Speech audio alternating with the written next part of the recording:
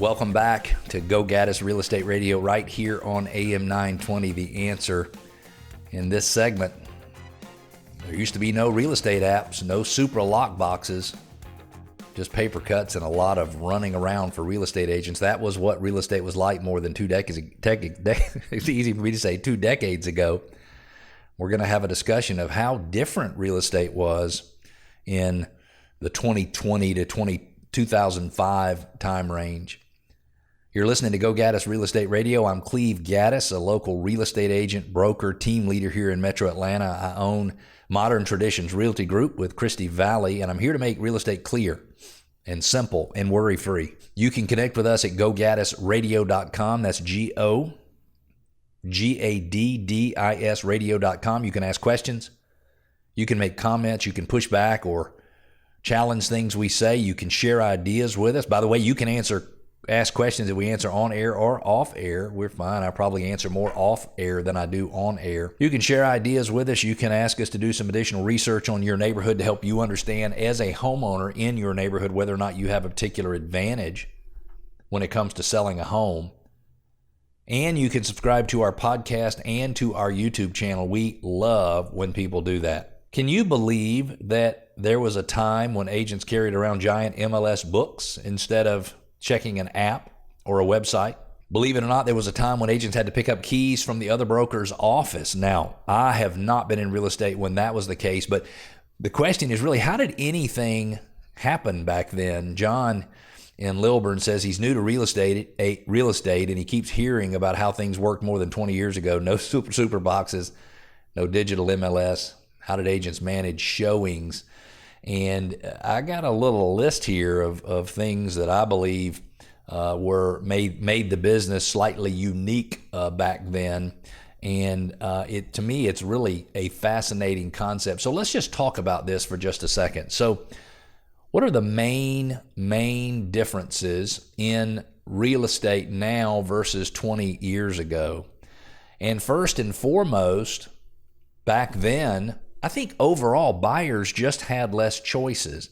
And I'm not saying there were less homes available on the market, because I'm sure there were times when there were more homes available on the market 20 years ago as a percentage of the Atlanta population than there are today. But you couldn't just go onto a website as a consumer and know all of the choices you had. So you had to find a real estate agent, and a real estate agent had to look in the MLS listing books, and they used to deliver hundreds of them to every office every couple of weeks or once a month. I remember when I first started, it was an entire room. It was probably 15 feet long and maybe 10 feet wide, and it was full of listing books that looked like big, gigantic phone books. They were white. And as a real estate agent, I had to do the research in those books to find the homes that we would go show the buyers. So I think today, and I think this is on purpose, buyers have a lot more control of whether or not they get to see the houses that fit their criteria, if you will.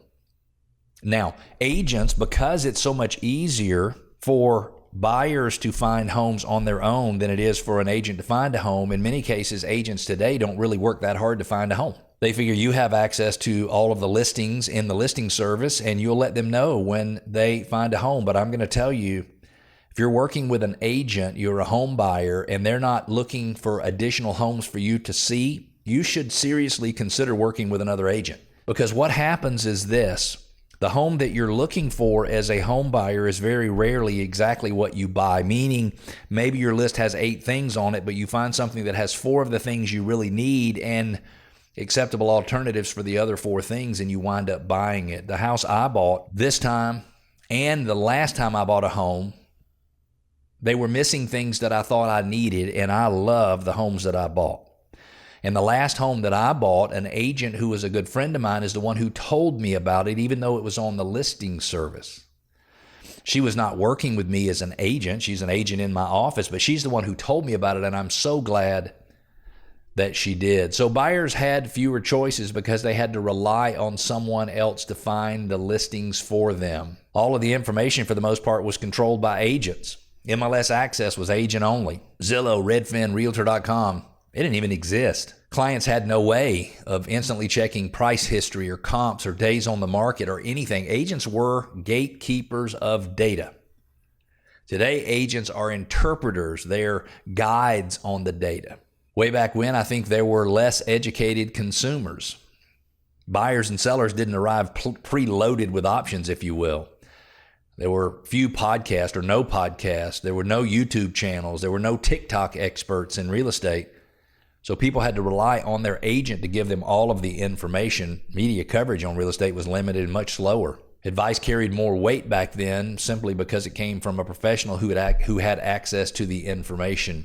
You also had fewer communication channels. You had calls, voicemails, emails, fax. There was no texting, no DMs, no instant replies. There was no DocuSign to send things out for electronic signatures. In many cases, you'd have to take an offer as an agent and drive it to the seller's house so they could see it, because that was the only way you had to get it to them, because they didn't have a fax machine. We did back then, but they didn't have a fax machine. So slower response times were perfectly normal, and there was a tremendous amount of face-to-face interaction between agents and consumers, and most of that today happens online over Zoom. We send the email, we send the offer via email or the counteroffer via email. We send signatures out through DocuSign or some other electronic signature program. The reality is things just moved much, much slower back then. Now, marketing was also much simpler. It was much cheaper for real estate agents as well. You did yard signs, flyers, newspaper ads. That's pretty much it. The MLS photos were low resolution and very limited in number. I don't know how many we can have today, 80 or 90, but there was a time when we couldn't put any more than 25 or 30 pictures into the listing service. And virtual tours, we didn't do anything like virtual tours when I first got started. We probably started doing them in 2008, 2009. You didn't really need to be a marketer or a content creator or a brand strategist as a real estate agent. Today you do. Back then, I would say shorter conversations, shorter, easier sales conversations. You had, as an agent, less objection handling to do. You had fewer pricing battles. Sellers, I believe, trusted professional guidance more readily back then. A seller would say, well, because my agent said so, and that carried authority. I'm not sure that it does today, because in many cases, sellers have enough information and buyers have enough information to make their own decisions. There was less paperwork. Every year, there's more paperwork. I do remember back when, and we've had lockboxes as long as I've been in the business, but I do remember there would be FHA listings, and they would not have a lockbox, and we would have to go get a key and show that listing and then take the key back. Now, that was fun. Way back when, interest rates in the 7s, 8s, 9s didn't feel all that abnormal. They felt normal. Rates around 5 or 6% didn't shock anybody. Buyers didn't obsess over daily rate movement.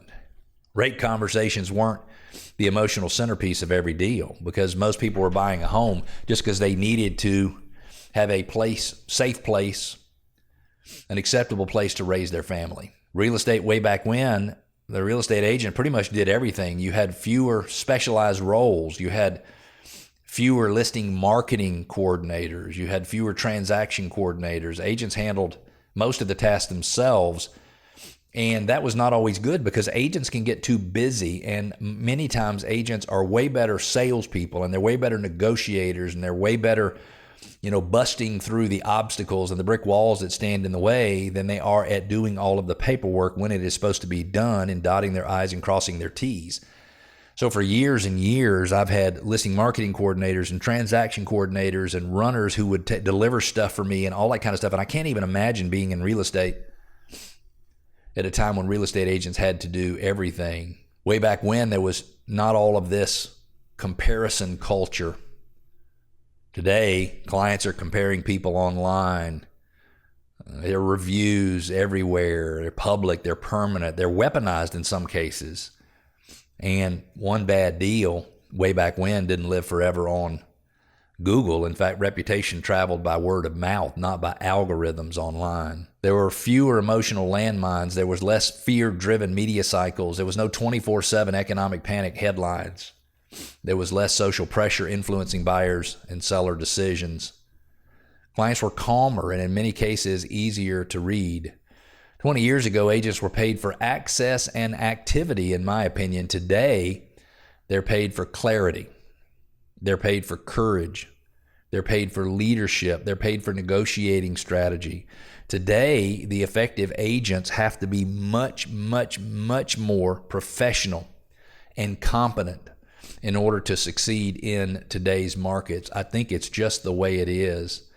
And so as you're getting into the business as a real estate agent, I will tell you that now is not the best market timing in terms of total unit sales to get in the business. But if you can get into the business in 2023 or 2024 or 2025 or 2026, you'll know exactly what it's like to earn a living in a time when the real estate market is not cooperating for you. Last year, we had the lowest number of closings in the United States that we've had since 1995. Now, business started to tick up toward the end of the year, but that's just because we were fighting months that were just ridiculously bad from a year before. So the real estate business today, it's a lot more fun. It's a lot easier than it used to be. And I think that is very important. If you're thinking of selling your home anytime in the next 12 months, go to gogaddisradio.com, click on the upside, put in a little information. We'll reach out to you and I will help you understand the 4 different ways that you can sell your home, give you the numbers in black and white for each one of them so that you can make a decision that works best for you. In other words, you can find your own upside. We're going to take a break. When we're back, in our neighborhood spotlight, Valley Brook Estates in Decatur is being featured. Also, 7 sneaky issues that could stop a sale. And believe it or not, Atlanta is America's best city for singles in 2026. We'll be back.